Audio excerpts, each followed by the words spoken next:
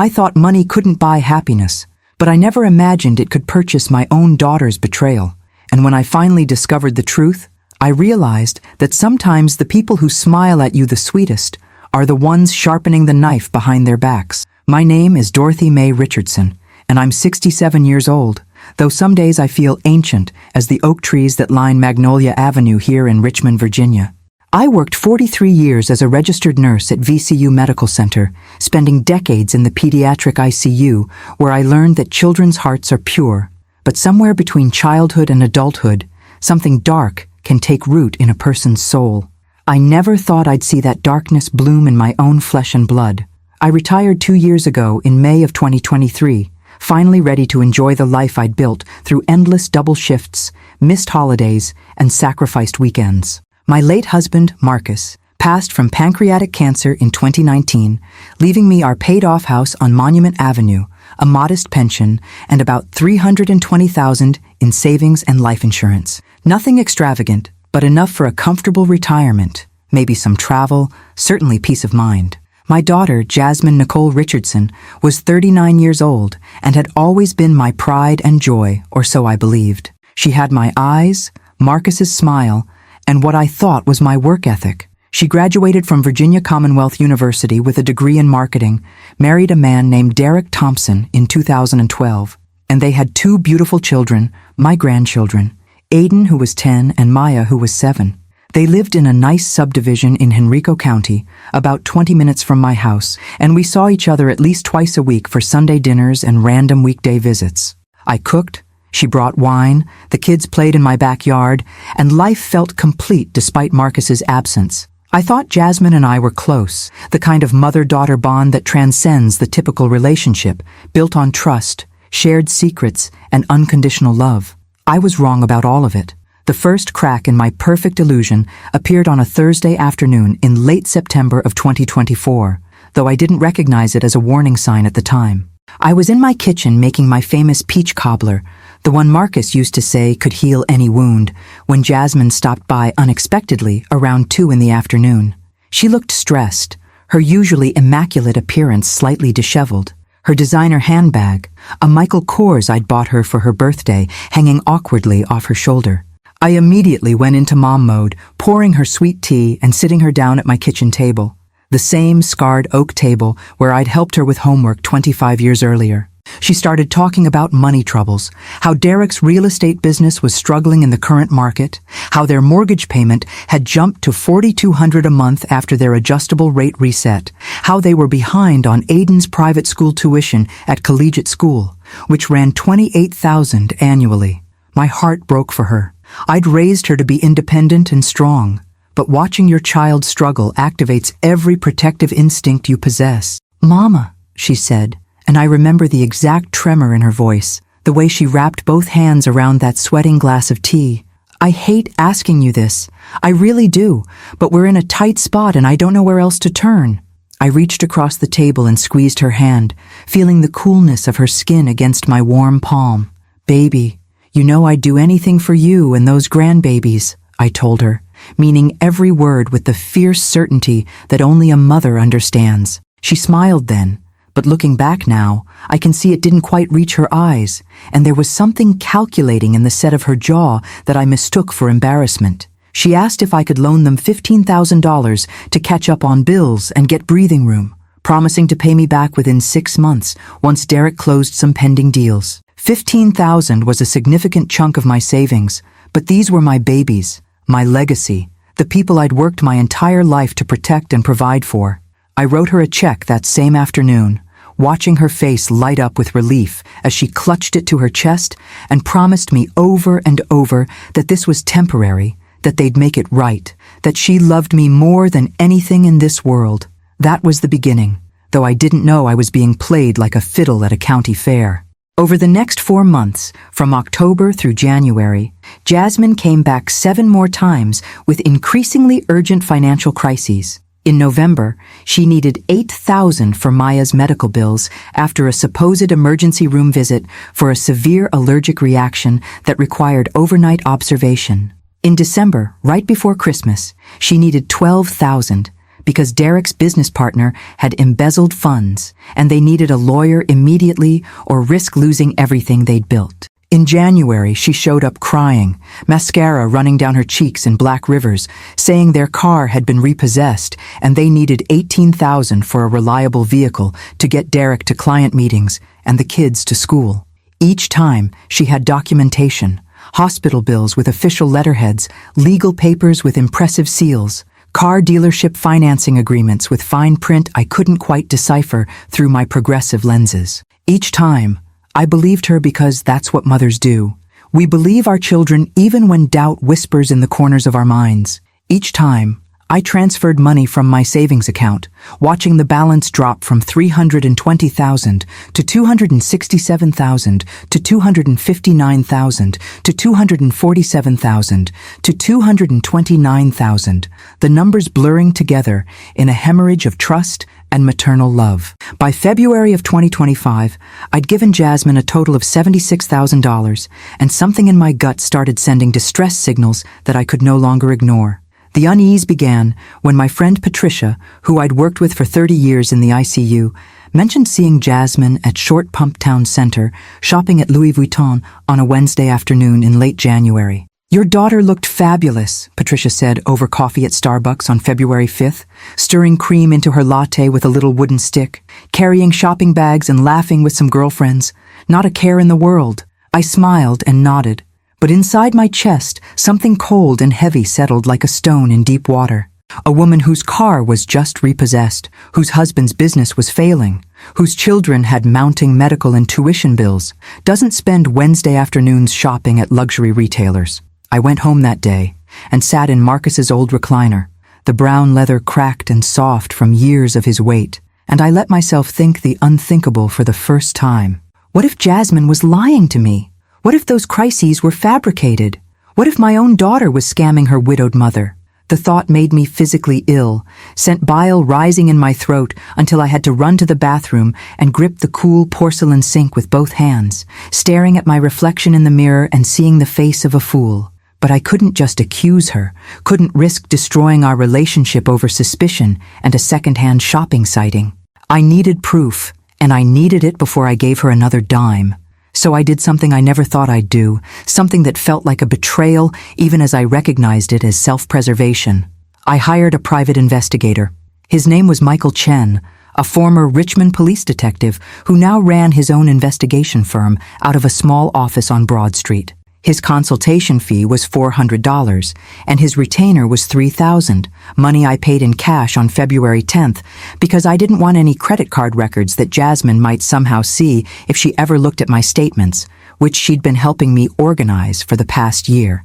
I sat in Chen's cramped office, surrounded by filing cabinets and the smell of stale coffee, and I told him everything, every loan, every crisis, every nagging doubt, while he took notes on a yellow legal pad with quick, efficient strokes of his pen. "Mrs. Richardson," Chen said when I finished, his dark eyes kind but professional behind wire-rimmed glasses, "I'm going to be straight with you, because I think you deserve honesty. About 40% of my cases involve family financial fraud, and the patterns you're describing match almost perfectly. I can't promise what I'll find, but I can promise I'll find the truth." I nodded, my hands twisted together in my lap, and I told him to do whatever was necessary, because living with uncertainty was worse than knowing the worst. Chen worked fast and thoroughly over the next 3 weeks, and what he uncovered made my previous nausea seem like a pleasant tickle. On March 3rd, a Monday morning that dawned clear and cold with frost on my windows, Chen called and asked me to come to his office immediately. The urgency in his voice made my heart pound as I drove through morning traffic, gripping the steering wheel so hard my knuckles went white against my brown skin. Chen's office felt different that day, charged with a terrible electricity, and when he gestured for me to sit down, I knew my life was about to shatter into pieces I might never fully reassemble. He laid out folder after folder, each one a testament to my daughter's systematic deception and betrayal. The hospital bills for Maya's allergic reaction were fabricated, created using a template Chen traced to a website that sold fake medical documents for $50. The legal papers about Derek's embezzling business partner were forgeries, the lawyer's name and bar number belonging to a retired attorney in North Carolina who'd never heard of Derek Thompson. The car repossession was a complete lie. Their 2022 Lexus SUV had never been in danger, and in fact, they'd just traded it in for a brand new 2025 BMW X5 in January, financed, but with a $15,000 down payment made on January 28th, 3 days after I'd given Jasmine $18,000 for a reliable vehicle. But the worst revelation, the one that made me actually gasp out loud in that small office, was what Chen discovered about Jasmine and Derek's actual financial situation. They weren't struggling at all. Derek's real estate business was thriving, pulling in roughly $400,000 annually, according to tax records Chen obtained through legal channels I didn't fully understand. They'd refinanced their house in August of 2024, right before Jasmine's first loan request, pulling out $85,000 in equity that they'd used for home renovations, a new pool in their backyard, and that Louis Vuitton shopping spree. Aiden's tuition at collegiate was paid in full through June. Maya had never been to the emergency room in 2024, according to insurance records. Every single crisis had been manufactured. Every tear had been calculated. Every desperate plea had been a performance worthy of an Oscar, all designed to systematically drain my retirement savings while I smiled and wrote checks because I loved my daughter more than I loved myself. If you've ever felt that sickening moment when you realize someone you trusted completely has been using you, make sure to subscribe and hit that notification bell, because what happens next will show you exactly how I fought back. Chen had more, and each new revelation felt like another knife between my ribs. He'd obtained Jasmine's bank records through methods he assured me were legal, but didn't fully explain, and they showed deposits matching almost exactly the amounts I'd given her. But instead of paying bills or buying cars, the money had been funneled into a separate investment account at Fidelity that I'd never known existed. She was taking my retirement savings and building her own portfolio, using my money to buy stocks, bonds, and mutual funds, while I depleted the nest egg Marcus and I had spent 40 years building. The account had grown to almost $90,000 by early March, gains from my losses, her future secured by mortgaging mine. Chen also had photographs, surveillance images he'd taken over 3 weeks that told their own story. Jasmine and Derek at the Jefferson Hotel having a champagne brunch that cost $340, according to the receipt Chen somehow obtained.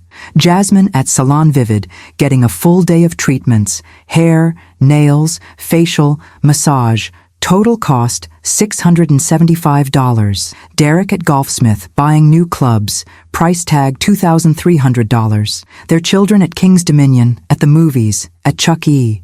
Cheese, living normal, happy lives while their mother told me they were suffering. I sat in that office for 2 hours while Chen walked me through every piece of evidence, every lie, every manipulation. And by the end, I wasn't crying anymore.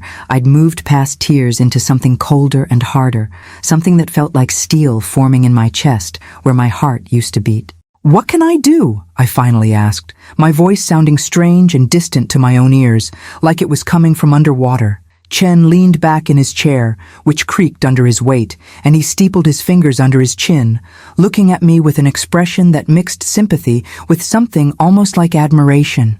"Legally, you have several options," he said, pulling out a fresh legal pad and starting to write as he talked. "You can report her for fraud and elder abuse. Yes, elder abuse is the correct legal term, since you're over 65 and she's your caregiver in a sense. You can sue her in civil court for repayment of the loans plus damages.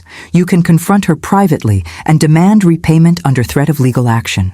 Or," and here he paused, meeting my eyes directly, "you can do what I've seen work most effectively in cases like this. You can play the long game and turn her own tactics against her." That last option sparked something in me, some combination of hurt and rage and justice that made perfect sense in the moment. I asked Chen to explain, and he smiled slightly, not with happiness, but with professional satisfaction. "Your daughter thinks she's smarter than you," he said bluntly, and the words stung even though I knew they were true. "She thinks you're the naive, generous mother who'll keep giving forever because you love her too much to question her. So we let her keep thinking that while we build an absolutely airtight case, and then when the moment is right, when she's dug the hole as deep as it can go, we bury her in it legally and financially."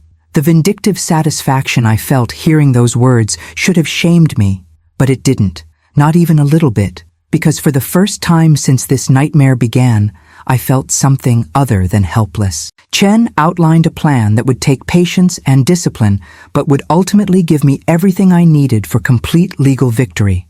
I would continue being the loving, generous mother for a few more months, but this time, every interaction would be documented. Every request would be recorded with the hidden recording app Chen installed on my phone, which was legal in Virginia, as a one-party consent state. And every dollar I gave her would be tracked and traced with meticulous precision. The key, Chen explained, pulling out a small device that looked like a pen, is to get her to admit everything on tape, to get her guard down so completely that she brags about it or confesses it. And that's what we're building toward. I left his office that day with my instructions clear, my resolve hardened, and my heart broken in ways I wasn't sure could ever be fully repaired. But I was no longer a victim. I was a woman on a mission, and that made all the difference. Over the next 6 weeks, from early March through mid-April, I played my role perfectly, and it was harder than anything I'd done in my entire nursing career, where I'd held dying children and told devastated parents their babies wouldn't make it. When Jasmine called on March 15th asking for another $10,000 because their homeowner's insurance had lapsed and they faced cancellation, I expressed concern and sympathy. I asked all the right questions, and then I transferred the money while Chen's recording device captured every word of her elaborate lies. When she stopped by for Sunday dinner on March 24th and complained about how stressed Derek was about money, I patted her hand and told her everything would work out, while internally I cataloged every false word and calculated expression. The hardest moment came on April 7th, when little Maya, my sweet granddaughter, with her gap-toothed smile and natural curls, hugged me goodbye after dinner and whispered, "Thank you for helping us, Grandma.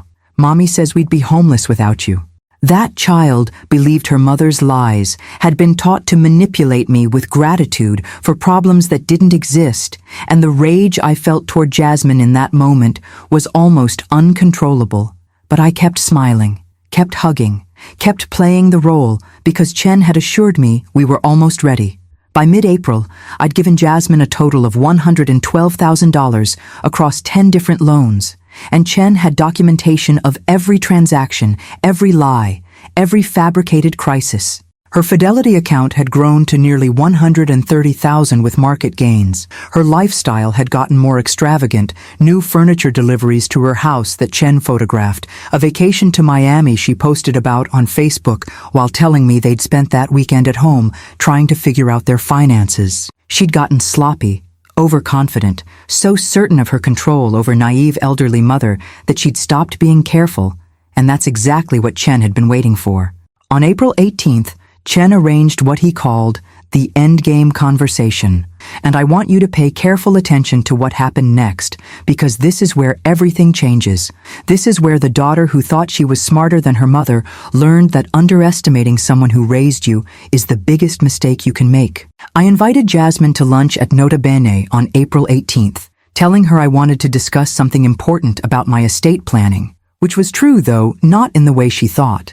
And she arrived right on time, looking polished in a cream-colored suit that probably cost $500, her hair freshly done, her nails perfect, every inch of her the successful daughter living her best life on her mother's dime. We sat at a corner table by the window where the afternoon sunlight streamed in and made everything look deceptively peaceful, and I ordered the salmon while Jasmine got the Caesar salad, both of us making small talk about the kids and the weather while I felt the weight of Chen's recording device in my purse, a small black rectangle no bigger than a credit card that was capturing every word.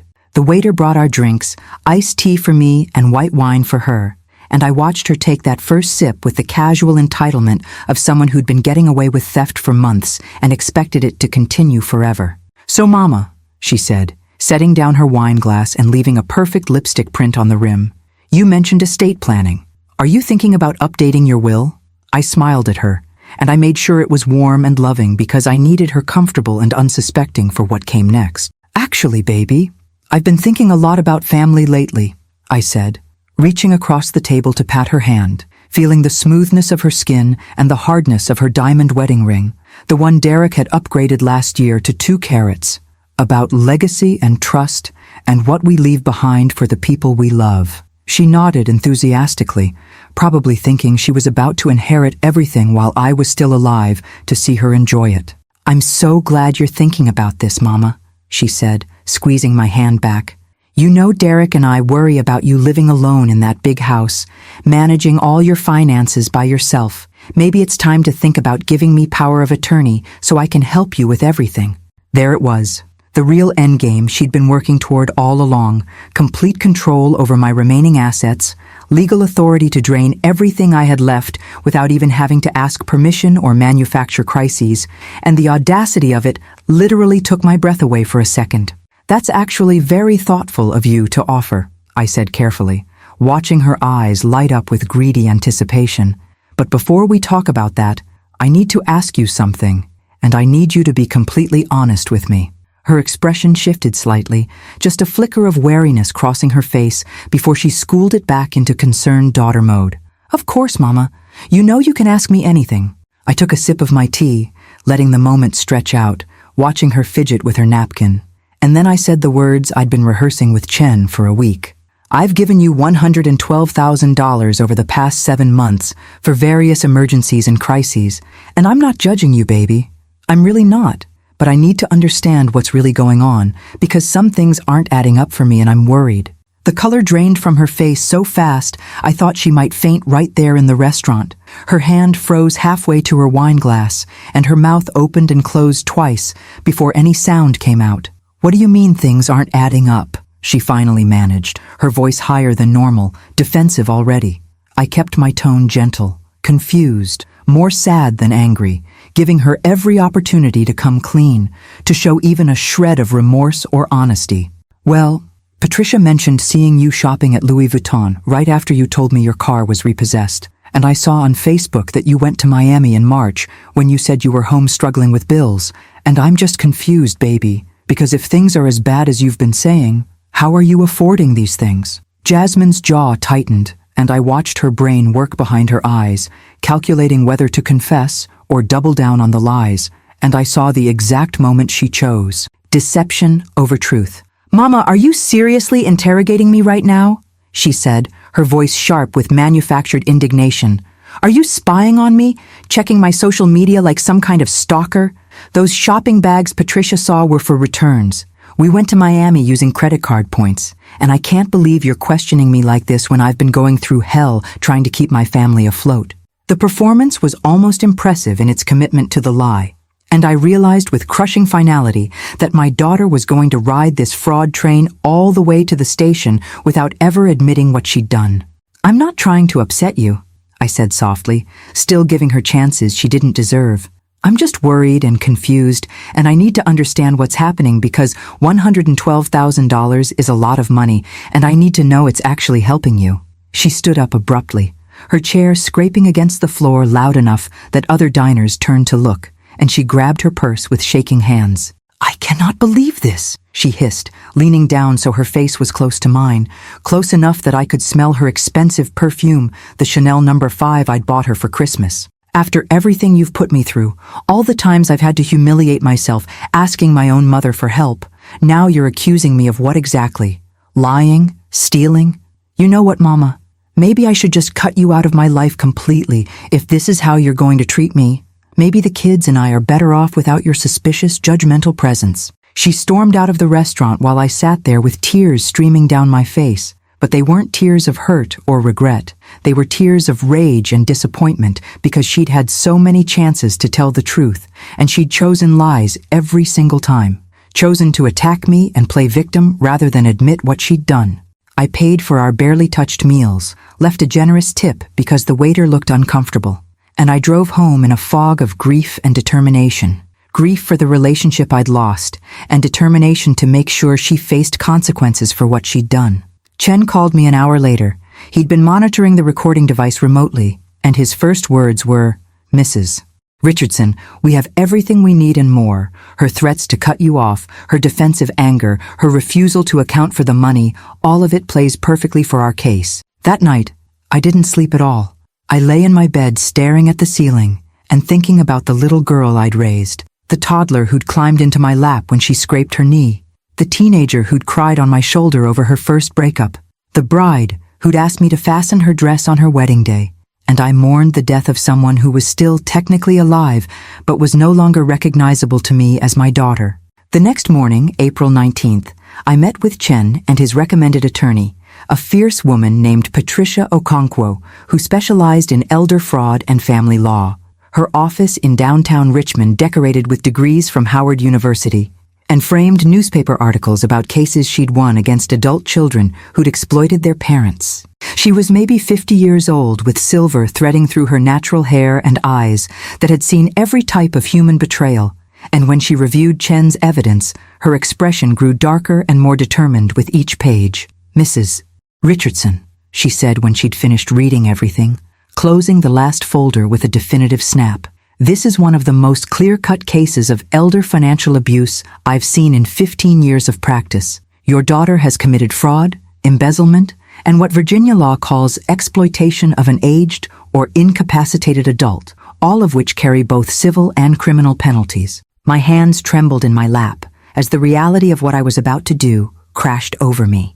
Because this wasn't just about getting my money back. This was about potentially sending my daughter to jail, destroying her marriage, traumatizing my grandchildren, and tearing apart whatever remained of our family. "Can we try one more time to settle this privately?" I asked, my voice barely above a whisper, still the mother who wanted to protect her child, even from the consequences of her own actions. Okonkwo's expression softened slightly, but her voice remained firm. "We can. And frankly, I recommend it because litigation is expensive, time-consuming, and emotionally devastating for everyone involved.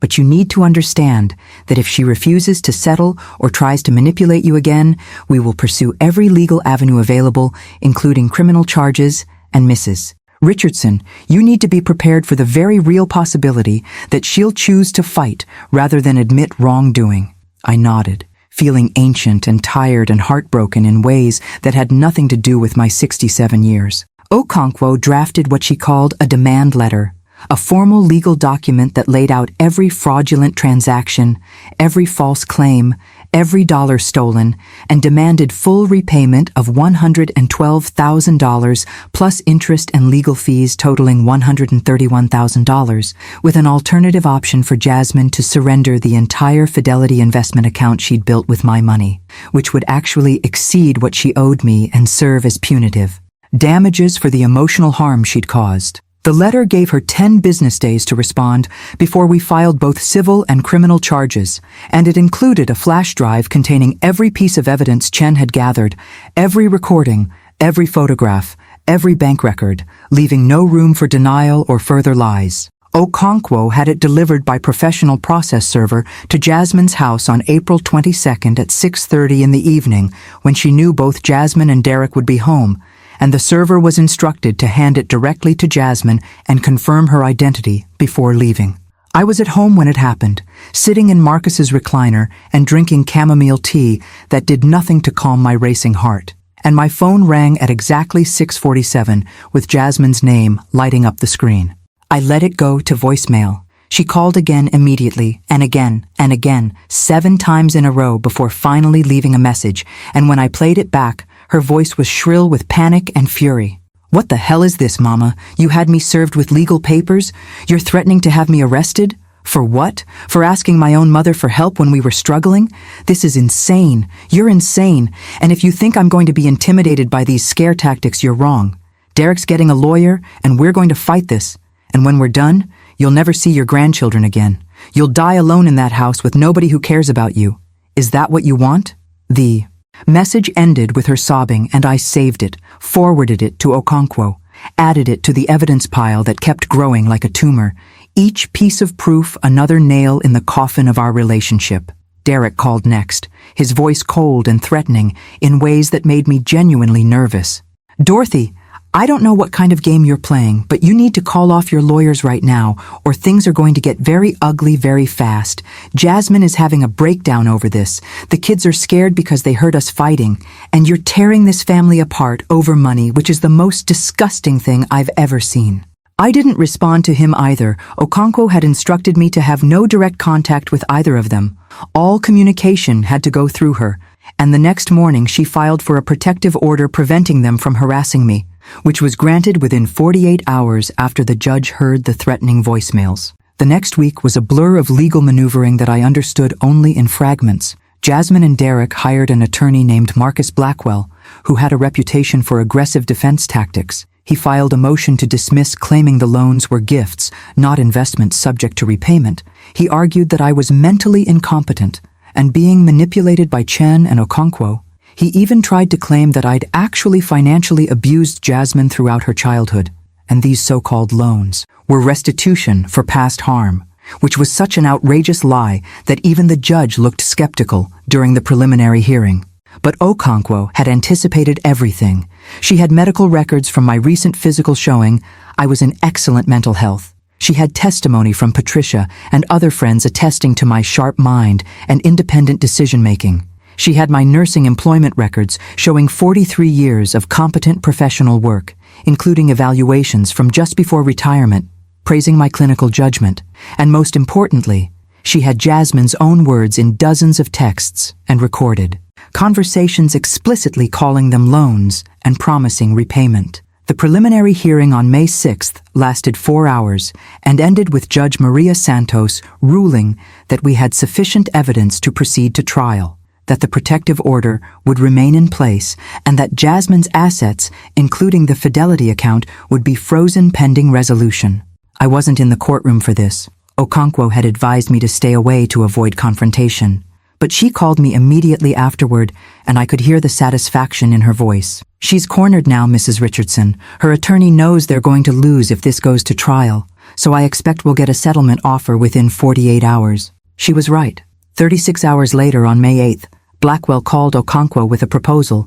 Jasmine would return $75,000 within 90 days and admit no wrongdoing, framing it as repayment of loans she'd always intended to pay back once her finances stabilized. Okonkwo called me at 9 in the morning to discuss it, her tone neutral and professional as she laid out the pros and cons. It's not full repayment, but it's substantial. It avoids trial, which saves you money in legal fees and emotional energy, and it gives you back a significant portion of your retirement funds within 3 months. The downside is she admits nothing, faces no real consequences, and likely continues to vilify you to everyone who'll listen. I thought about it for maybe 30 seconds before I said the words that surprised even me. No deal. I want full repayment. I want her to admit what she did, and I want her to face real consequences, because if I let her off easy now, she'll just do this to someone else. Maybe she already has, and I can't live with myself knowing I enabled that. There was a pause on the other end of the line, and then Okonkwo laughed, not mockingly, but with genuine respect. Mrs. Richardson, I hoped you'd say that. Let's take her to trial and make sure everyone knows exactly what she did. The trial date was set for June 23rd, giving both sides time to prepare, and the local news picked up the story in early June after court documents became public record. The headline in the Richmond Times-Dispatch read, "Retired nurse sues daughter for elder fraud, claims $112K stolen through fabricated crises," and suddenly my private nightmare became public spectacle. If you're wondering whether I had any doubts about going public with this, drop a comment below telling me if you'd do the same thing, because what happened next tested every ounce of strength I had left. My phone exploded with messages from people I hadn't talked to in years, some supportive, many judgmental, several from Jasmine's friends calling me a monster for airing family business publicly and destroying my daughter's reputation, which was ironic considering she'd destroyed her own reputation by committing fraud. The Church of the Holy Spirit, where I'd attended for 30 years and where Jasmine had been baptized, split down the middle, half the congregation rallying around me with meals and prayer chains, the other half whispering that I must have done something to deserve such treatment from my child, because mothers don't raise daughters who steal unless something's deeply wrong with the mother. That particular judgment cut deep because I'd spent countless hours questioning my parenting, wondering where I'd failed, what I'd done wrong, how I'd raised a child capable of such calculated cruelty toward the person who'd sacrificed everything for her. My sister Lorraine flew in from Atlanta on June 10th, took one look at me in my kitchen, surrounded by legal documents and barely touched food, and wrapped me in a hug so tight I finally broke down completely, sobbing into her shoulder like I hadn't done since Marcus died. "Dorothy May, you listen to me right now. Lorraine said fiercely, holding my face in both her hands and forcing me to meet her eyes. This is not your fault. You raised that girl right. You gave her everything. You loved her unconditionally, and what she chose to do with all that love is on her, not you. You hear me? I nodded, but I'm not sure I believed it, not completely, because the guilt of a mother runs deeper than logic or evidence can ever reach.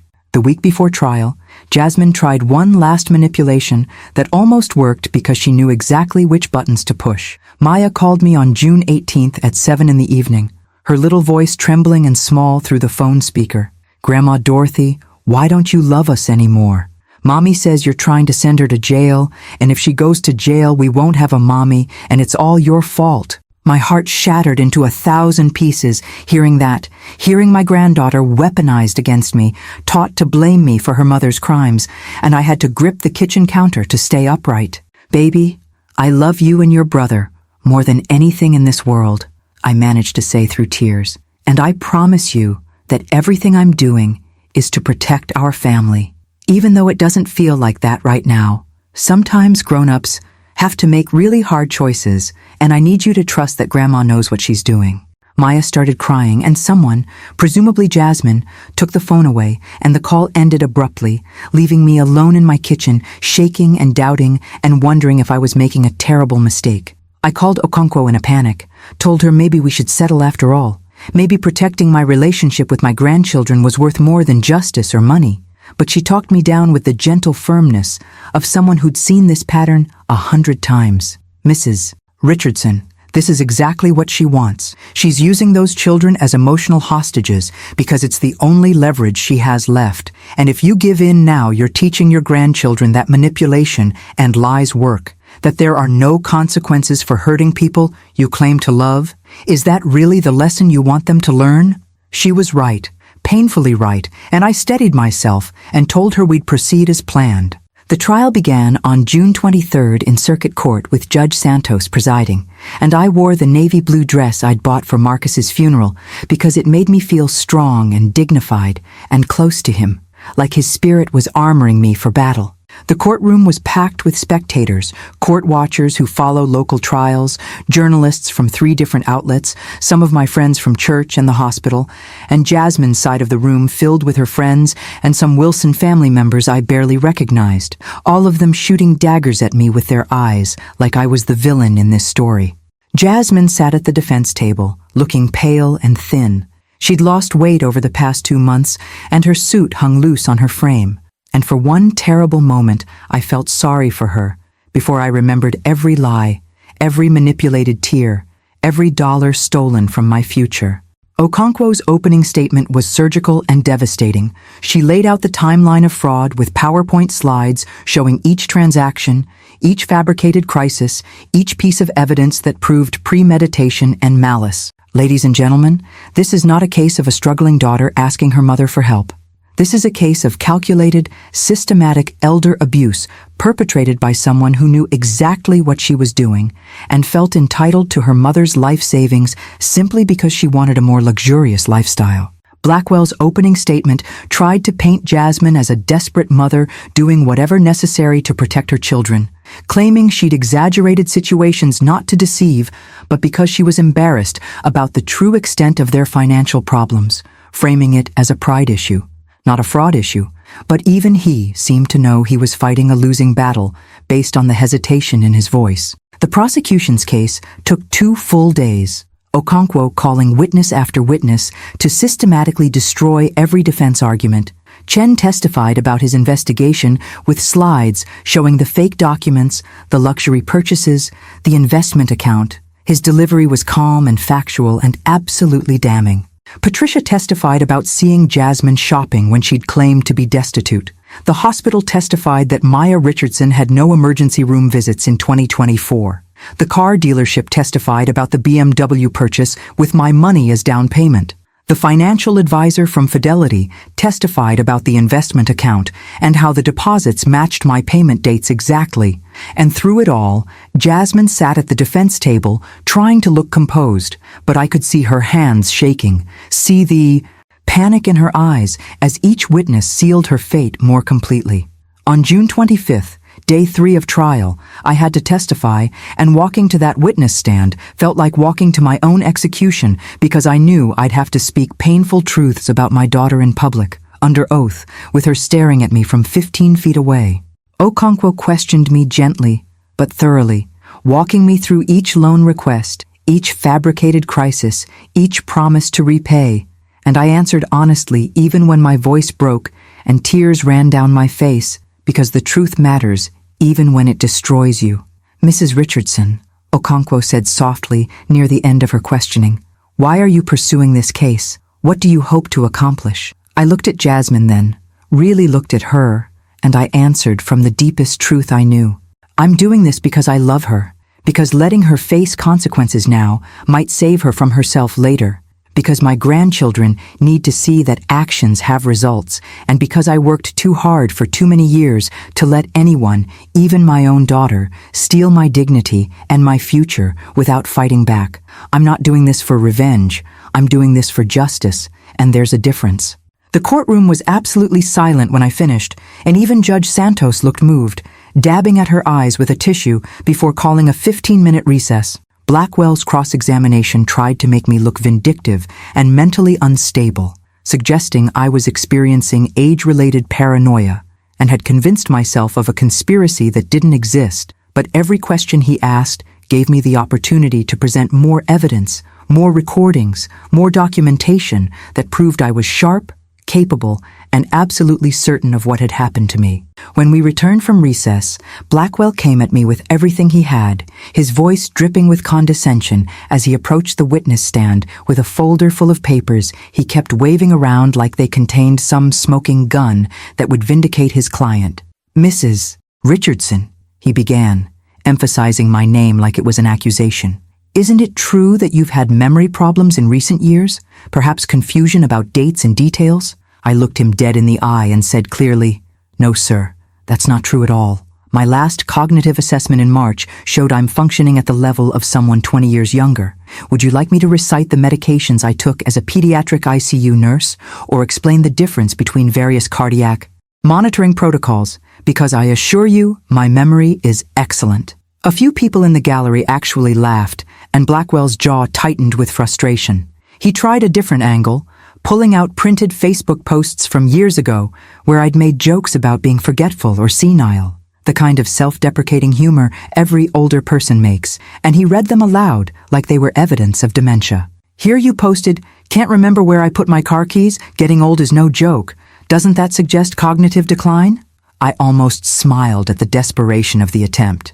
Mr. Blackwell, I also posted that same week about running a 5K charity race and cooking a 7-course meal for 12 people. Losing your keys occasionally doesn't mean you're incompetent. It means you're human. Judge Santos actually intervened at that point, her voice sharp with impatience. Mr. Blackwell, unless you have actual medical evidence of cognitive impairment, I suggest you move on to questions relevant to the case at hand. He shuffled his papers looking flustered and tried one more attack. Mrs. Richardson, isn't it possible that you offered these loans as gifts to your daughter and are only claiming they were loans now because you're angry she's living better than you expected? That question made my blood boil, and I leaned forward in the witness chair, my voice steady and cold. Sir, I have recordings of my daughter explicitly calling them loans and promising repayment. I have text messages where she outlines payment plans. I have her own words proving she never considered them gifts. And furthermore, I'm not angry she's living well. I'm angry she built that life by stealing from me and lying to my face for 7 months while I depleted my retirement savings, thinking I was helping my struggling child. The courtroom erupted in murmurs, and Judge Santos had to bang her gavel twice for order. And when I looked at Jasmine, her face was buried in her hands and her shoulders were shaking, though I couldn't tell if she was crying from remorse or just from being exposed. When Blackwell finished his failed cross-examination, Okonkwo had redirect just 2 questions that she'd clearly saved for maximum impact. Mrs. Richardson, if Jasmine were to apologize right now and admit what she did, would you forgive her? I took a deep breath and answered truthfully. I would forgive her, because holding on to hatred only poisons the person carrying it. But forgiveness doesn't mean no consequences. It means I release my anger, while she still faces the results of her choices. Okonkwo nodded and asked her final question. "Do you still love your daughter?" My voice broke completely when I answered, with every breath in my body, which is why this hurts so much and why it's so important, because real love sometimes means letting people fall so they can learn to stand up differently.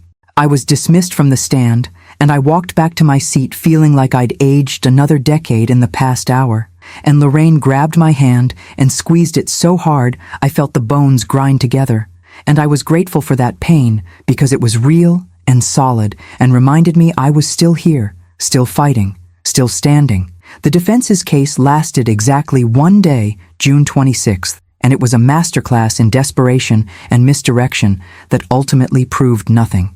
Blackwell called Derek first, who testified that their real estate business had indeed been struggling in ways that didn't show up in tax returns, claiming they had debts to private lenders and unreported losses that justified Jasmine's requests for help. But on cross-examination, Okonkwo absolutely destroyed him. "Mr. Thompson, you claim you had significant debts to private lenders. Can you provide documentation of these loans?" Derek shifted uncomfortably in his seat, his expensive suit suddenly looking like a costume. "They were informal arrangements, handshake deals." Okonkwo smiled like a shark scenting blood. "Handshake deals for what amounts, Mr. Thompson?" He named a figure of $75,000, supposedly borrowed from a friend named Marcus Webb. "And where is Mr. Webb today? Is he here to testify about this loan?" Derek admitted Webb had moved to California and couldn't be reached, which was convenient to the point of being laughable. Okonkwo pulled out Derek's tax returns for the past 3 years, showing steady income and no indication of financial distress. Then she showed the BMW purchase, the home renovations including receipts for a pool installation that cost $48,000, completed in December 2024, right in the middle of their supposed crisis, and Derek's entire testimony collapsed like a house of cards in a hurricane. Blackwell tried to rehabilitate him on redirect, but only made it worse by having Derek explain that the pool was necessary because Aiden had joined a competitive swim team, which sounded so tone-deaf and privileged that several jury members visibly rolled their eyes. Next, Blackwell called a financial advisor named Gregory Patterson, who testified that it was common for people to appear financially secure while actually being over-leveraged and struggling, which was true in general but meaningless in this specific case, since there was no evidence the Thompsons were over-leveraged at all. Okonkwo barely bothered cross-examining Patterson, just asked him if he'd ever reviewed the Thompson family finances personally. He admitted he hadn't. She thanked him and sat down, the entire exchange taking less than 3 minutes. Then came the moment everyone had been waiting for. Jasmine took the stand in her own defense, and I watched my daughter raise her right hand and swear to tell the truth with a sick feeling in my stomach, because I knew she was about to perjure herself, and there was nothing I could do to stop her. Blackwell questioned her with the careful gentleness of someone handling explosives, and Jasmine played her part perfectly, crying at appropriate moments, her voice trembling with emotion, painting herself as a desperate mother who'd been too proud to tell her mother the full truth about their struggles. "I was ashamed," she testified, dabbing at her eyes with a tissue. "Ashamed that Derek's business wasn't as successful as we'd led everyone to believe. Ashamed that we'd made bad financial decisions. Ashamed to admit we needed help. So yes, I exaggerated some situations because I didn't know how else to ask for help, but I always intended to pay her back, every single dollar. I just needed time." It was a compelling performance, and if I didn't know the truth, if I hadn't seen Chen's evidence, I might have believed her myself, because she looked so genuinely distressed, so convincingly remorseful. Blackwell asked about the investment account, and Jasmine had an answer ready. "I put the money there because I wanted it to grow so I could pay Mama back faster. I thought if I could invest it wisely, I could return more than she gave me. It wasn't about keeping it, it was about multiplying it." The explanation sounded almost plausible, until you remembered she'd never mentioned this investment strategy to me once. Never said, "Hey Mama, I'm putting your loan in stocks to maximize returns."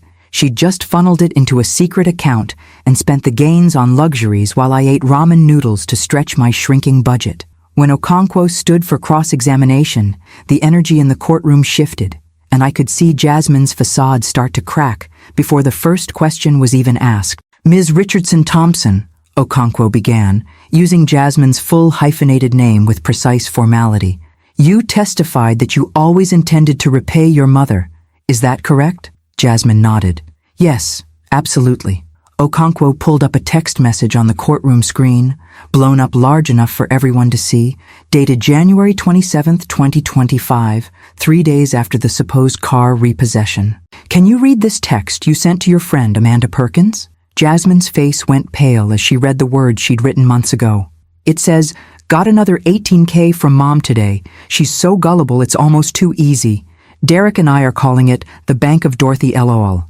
The courtroom exploded, gasps and murmurs spreading like wildfire, and I felt like someone had punched me in the chest. Actually seeing those words, the mockery, the contempt, the casual cruelty of it displayed for everyone to see.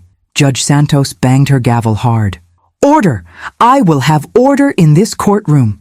Jasmine tried to explain, stammering that it was a joke, that she didn't mean it the way it sounded, that Amanda would testify it was taken out of context, but Okonkwo was relentless. "A joke, Ms. Richardson Thompson? You found it humorous that your widowed mother was depleting her retirement savings based on lies you told her?" Jasmine started crying harder, real tears now, not performed ones, tears of shame and exposure. "I didn't mean it. I was stressed, and I said something stupid." Okonkwo pulled up another message, this one to Derek dated February 14th, Valentine's Day. "Read this one, please." Jasmine's voice was barely audible. It says, "Just got Mom to transfer another 10K. This is better than the lottery. We should have thought of this years ago." More gasps, more murmurs, and I watched my daughter's defense disintegrate in real time as Okonkwo methodically presented message after message showing Jasmine had known exactly what she was doing, had bragged about it to multiple people, had never once expressed guilt or intention to repay until she got caught. "Ms. Richardson Thompson, you testified you were ashamed to tell your mother the truth about your finances, but you weren't too ashamed to mock her behind her back, to celebrate defrauding her, to encourage your husband to participate in deceiving her, were you?"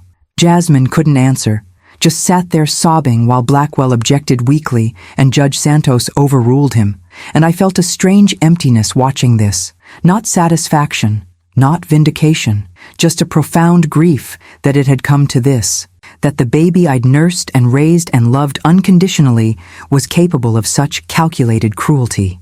Okonkwo continued for another 30 minutes, dismantling every lie, every excuse, every attempt at justification, until Jasmine was a broken mess on the witness stand, and even some of her supporters in the gallery were shaking their heads in disgust. When Okonkwo finally said no further questions and sat down, the silence in that courtroom was deafening, heavy with judgment and disappointment, and the weight of truth finally exposed to light. Blackwell tried redirect, but gave up after 5 minutes because there was nothing left to save. His client had destroyed herself with her own words, and we all knew it.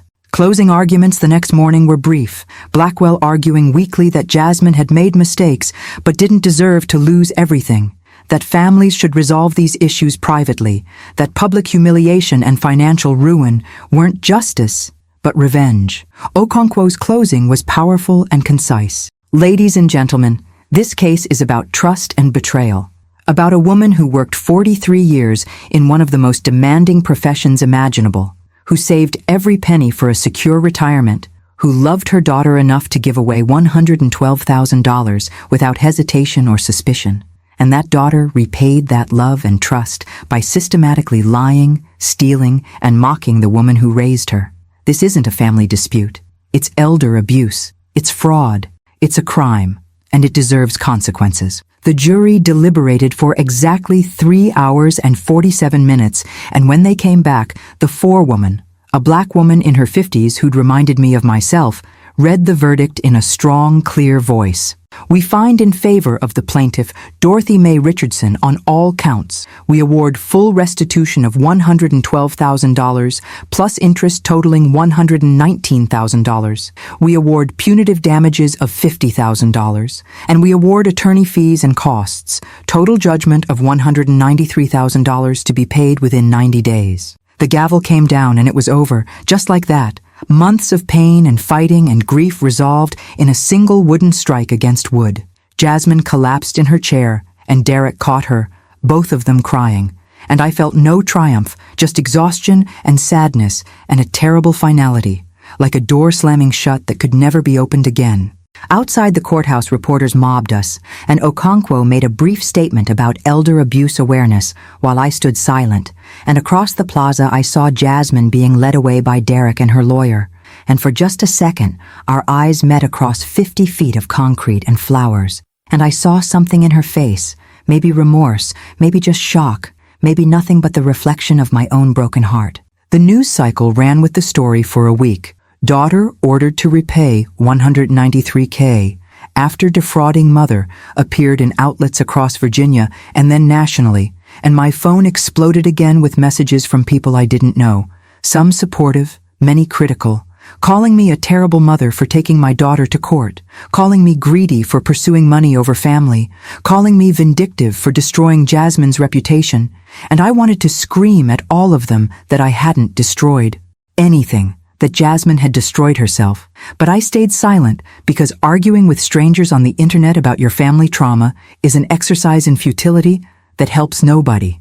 If you've stayed with me this far through this painful story, please share this video because somewhere out there is another mother or father being manipulated by their adult children.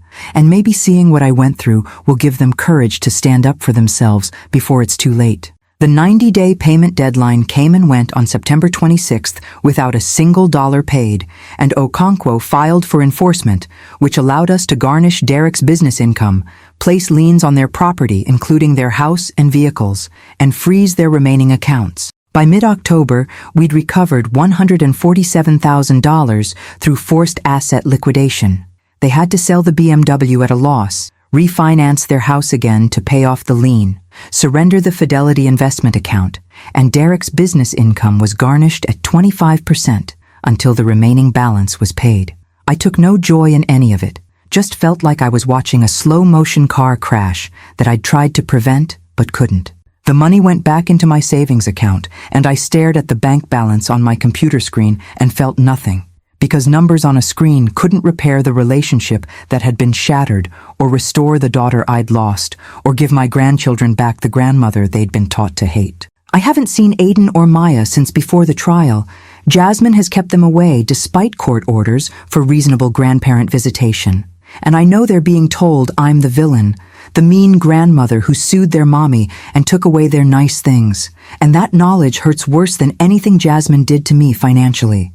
In late November, 5 months after the verdict, I received a letter in the mail with no return address, just my name and address written in handwriting I recognized instantly as Jasmine's, and I sat at my kitchen table for 10 minutes before I could make myself open it. The letter was 3 pages long, handwritten on lined notebook paper, and it started with the words I'd been waiting 7 months to hear. "Mama, I'm sorry." She went on to explain that she'd been in therapy since August, working with a counselor who specialized in family dynamics and impulse control disorders, and she was starting to understand the psychological patterns that had led her to justify stealing from me.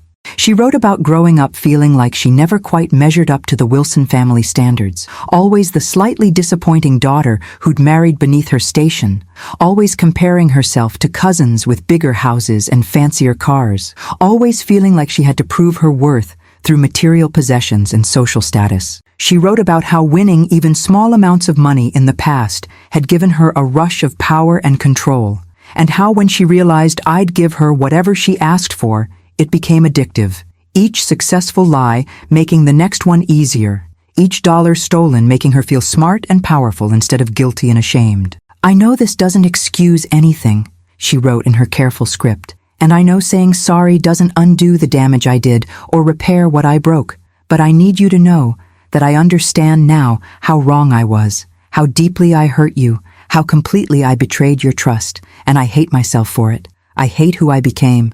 I hate that I looked at my own mother and saw a mark instead of the woman who sacrificed everything for me." She didn't ask for forgiveness or reconciliation, didn't request anything at all, except that I know she was genuinely sorry and genuinely working to become someone different, someone better, someone who could maybe someday earn back even a fraction of my trust. The letter ended with, "I love you, Mama. I always have, even when my actions showed the opposite. And I understand if you can never forgive me or want to see me again. But I needed you to know that you were right to do what you did. I needed those consequences.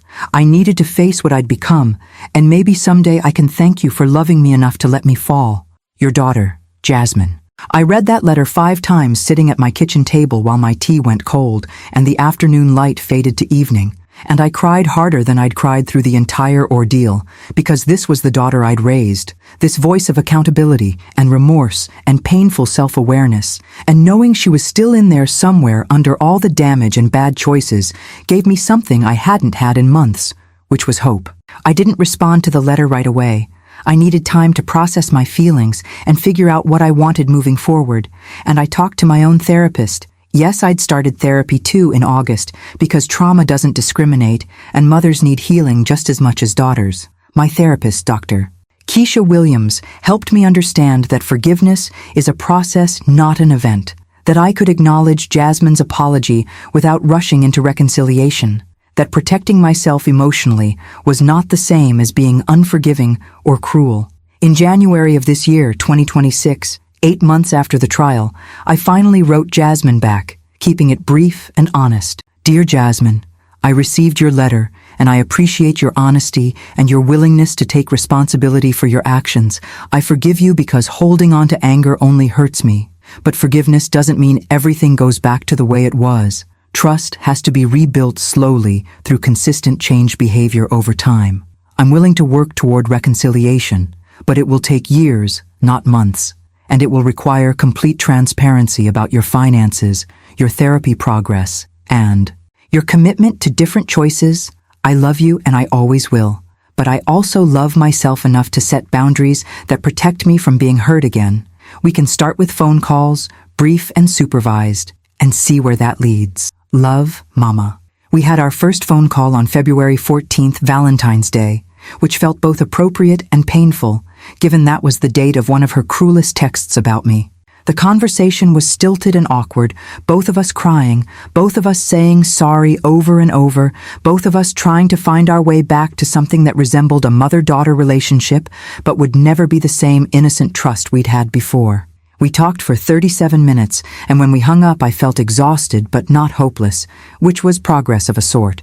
We've had 6 more calls since then, each one slightly easier, each one building tiny fragile bridges across the canyon her choices had created between us. She's still in therapy. She's working at Derek's office doing bookkeeping for $42,000 a year like I mentioned.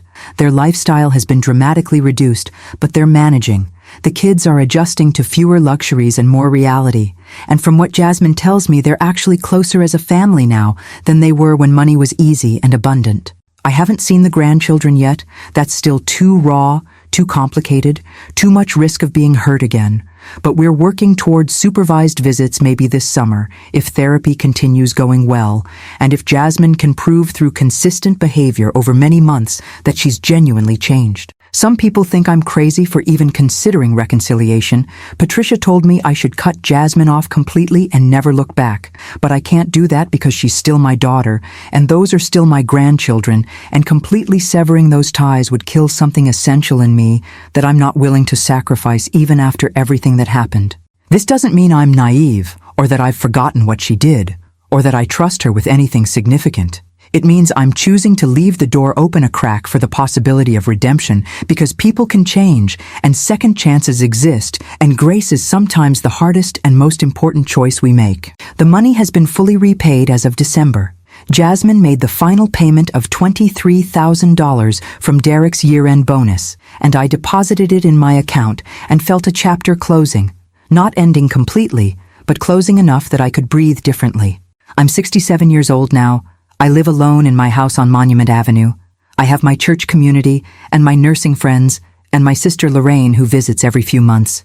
And I'm learning to build a life that doesn't revolve around being a mother or grandmother, but centers on being Dorothy Mae Richardson, a woman with value independent of her relationships. I've started volunteering at a legal aid clinic that helps elderly people navigate elder abuse cases, using my experience to help others recognize the warning signs I missed. And there's something healing about transforming my pain into purpose, about ensuring what happened to me might prevent someone else's suffering. I've also joined a support group for family financial fraud victims, 8 of us meeting twice a month in a church basement, And hearing their stories makes me realize I'm not alone, that this particular betrayal happens more often than anyone wants to admit, that adult children stealing from aging parents is an epidemic nobody talks about until it happens to them. This journey has taught me things I never wanted to learn but needed to know, that love without boundaries is not love but enabling, that protecting someone from consequences is not kindness but cruelty in disguise, that sometimes the most loving thing you can do is let someone face the full weight of their choices even when it breaks your heart to watch. I don't know what the future holds for me and Jasmine, whether we'll achieve genuine reconciliation or just maintain distant polite contact, whether my grandchildren will ever understand what really happened or will always see me as the grandmother who sued their mother, whether the trust can ever be rebuilt, or if we're just going through motions of relationship without substance. What I do know is that I'm proud of myself for standing up when it would have been easier to lie down, for fighting back when it would have been simpler to accept being a victim, for choosing justice over false peace and truth over comfortable lies. I'm proud that I didn't let anyone, not even my own daughter, steal my dignity along with my money, and I'm proud that I'm still here, still standing, still capable of hope and forgiveness, while also maintaining healthy boundaries and self-respect. If there's a lesson in all of this, and I desperately want there to be, because otherwise, what was the point of all this pain? It's that betrayal by family hurts worse than any other betrayal, precisely because we invest so much trust and love into those relationships. But surviving that betrayal and choosing how to respond to it, that's where we discover who we really are beneath the roles of mother or daughter or grandmother. I thought money couldn't buy happiness, but I never imagined it could purchase my own daughter's betrayal. And now that I'm on the other side of that nightmare, I understand that happiness was never about the money at all. It was about integrity and self-worth and refusing to be destroyed by someone else's moral failures, even when that someone is your own child. Some days I still cry about what I lost, the innocent relationship that can never be recovered, the years of trust that were built on what I now know was always a somewhat shaky foundation, the grandchildren's hugs and Sunday dinners and ordinary family moments that may never happen again.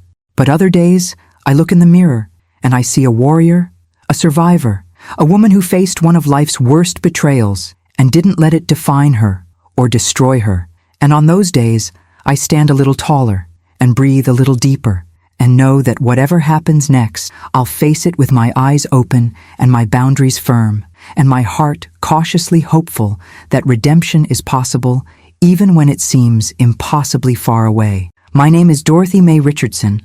I'm 67 years old, and this is my story of betrayal and justice and the long, difficult road toward forgiveness. And if sharing it helps even one person recognize they're being manipulated before it's too late, then maybe all this pain will have served a purpose beyond my own hard-won wisdom. Thank you for listening to my story, and remember that standing up for yourself is never wrong, even when it feels impossibly hard. Subscribe to this channel for more real stories about real people facing impossible choices.